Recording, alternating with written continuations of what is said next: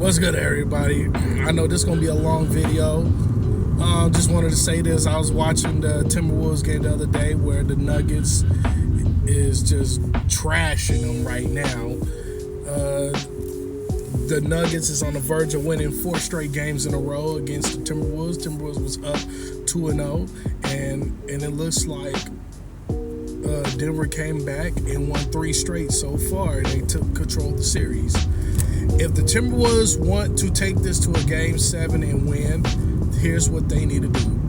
They need to take Rudy Gobert and put him on the bench. Rudy Gobert is not even a defensive presence in that game. When he's out there, he looks like he's super distracted, and is affecting his game. If you notice, every year in the playoffs, Rudy Gobert becomes a liability instead of an asset. Where Jokic will bring him out of the post and will make plays for Aaron Gordon to dive to the basket or roll to the basket, or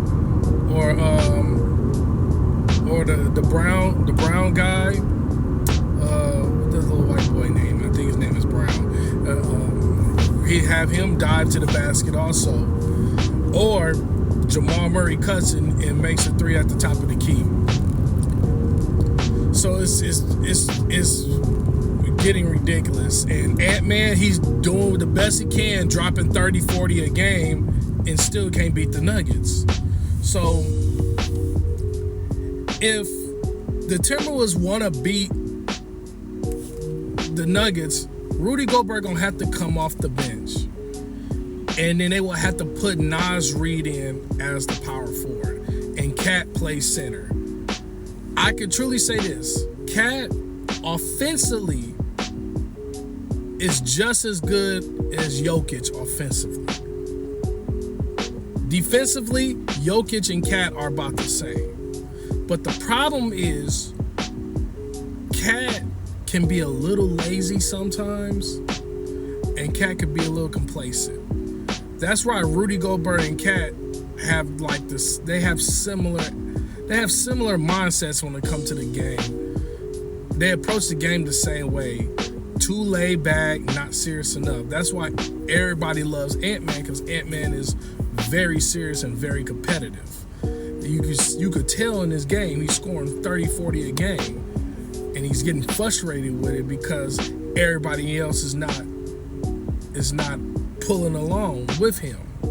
So that's the only way. And another way is Cat has to be more aggressive. He has to be more aggressive. Like, if the Timberwolves want to beat the Nuggets, we need 70 points combined from Cat and Ant-Man. Means Ant-Man need to give you another easy 40. Cat need to pull in 30. Or both of them need to have 35 apiece. That's the only way the Timberwolves can beat the Nuggets. But I don't see the Timberwolves beating the Nuggets. I thought the Timberwolves was going to beat the Nuggets in 7. But it looks like the Nuggets might beat them in 6. So, you know, it is what it is. That's the only thing I think. But also, the Knicks. The Knicks pulled out a miracle win against the Pacers. Jalen Brunson being a monster again. I think he dropped another 40 ball again.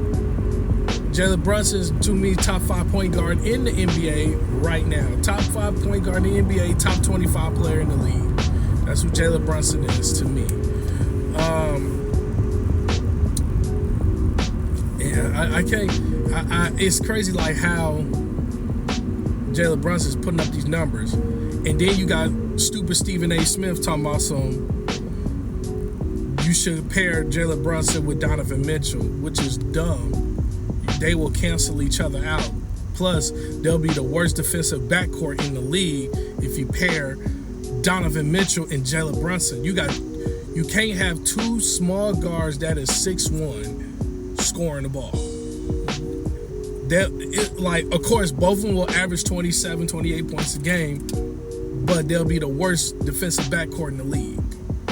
So if you're going to pair a shooting guard with Jalen Brunson, I keep saying this, Klay Thompson is a better option than Donovan Mitchell.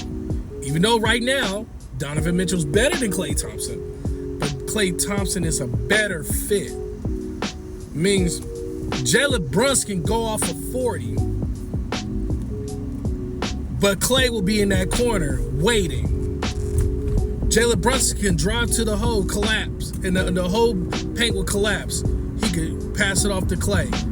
Klay catches it, shoot it. If I'm the Knicks, I would not go for Devin Booker. No, don't go for Devin Booker. Go for Klay Thompson. You need a shooter. Because Golden State, they don't want to pay Klay Thompson. If I'm the Knicks, I would be like, look, give me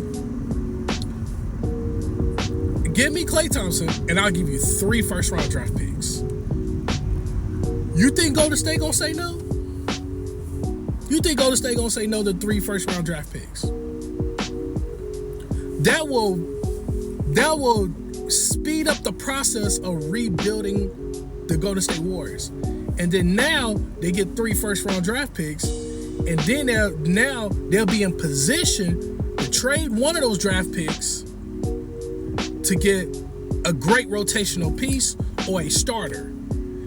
And then the other 2 draft picks they could put away until something comes up where if they gotta trade Draymond Green, they can attach the first-round pick with Draymond Green to get back maybe a second-round pick and another player that will fit with the Warriors.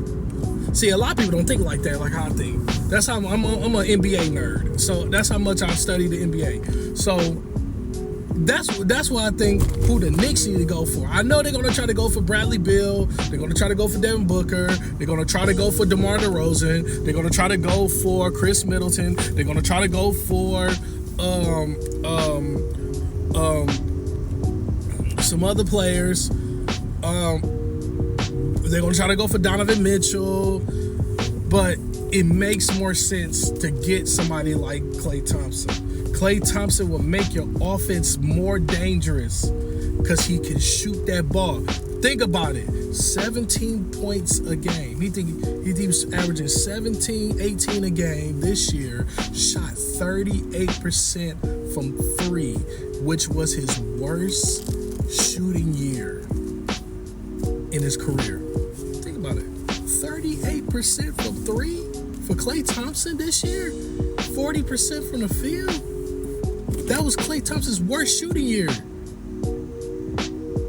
If somebody like, let's just say if KCP had those stats, he'll get $150 million next year. Let's be real. If somebody like, if a second tier player had those same stats, that's a $100 million contract that's going to be given to him the next year. If Ben Simmons averaged 17 points a game,